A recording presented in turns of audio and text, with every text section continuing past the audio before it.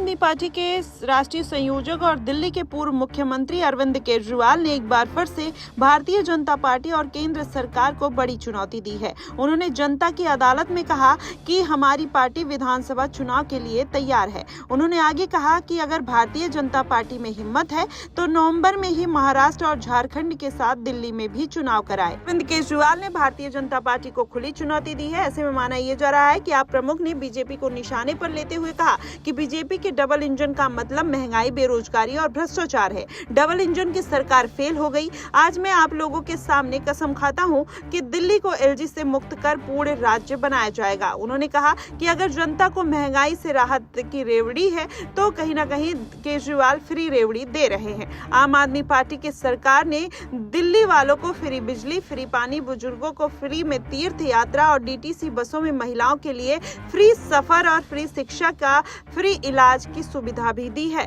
और वहीं दिल्ली के पूर्व सीएम यही नहीं रुके। उन्होंने आगे कहा कि प्रधानमंत्री नरेंद्र मोदी, मैं आपको चैलेंज करता हूं कि आप अपने 22 राज्यों की सरकार में एक काम ऐसा करके दिखा दो जो दिल्ली के अंदर हुआ हो। अरविंद केजरीवाल ने बीजेपी को निशाने पर लेते हुए कहा कि बीजेपी वालों को अगर वोट देकर जिता दिया तो ये स्कूल, अस्पताल, डीटीसी और डीजेबी, बिजली विभाग सब अपने दोस्तों को दे देंगे और फिर आपकी बसों का किराया कितना बढ़ जाएगा। ये आपकी मुफ्त बिजली समेत सभी मुफ्त सुविधाएं भी बंद कर देंगे। इस तरीके की बात अरविंद केजरीवाल कहते हुए नजर आए। वहीं भारतीय जनता पार्टी पर जमकर निशाना साधा। ऐसे में माना जा रहा है कि विधानसभा चुनाव से पहले भारतीय जनता पार्टी की मुश्किलें लगातार बढ़ सकती हैं। अगर ऐसा हुआ तो इसका खामियाजा भारतीय जनता पार्टी को भुगतना पड़ सकता है। और वहीं दूसरी तरफ देखा जाए तो जिस तरीके से ये पूरा मामला अब सियासी बनता हुआ नजर आ रहा है, अरविंद केजरीवाल लगातार जनता के बीच में जाकर अपनी पुरानी स्कीमों को जिस तरीके से दोहराते हुए नजर आ रहे हैं, ऐसे में माना जा रहा है कि भारतीय जनता पार्टी की फ्री की रेवड़ी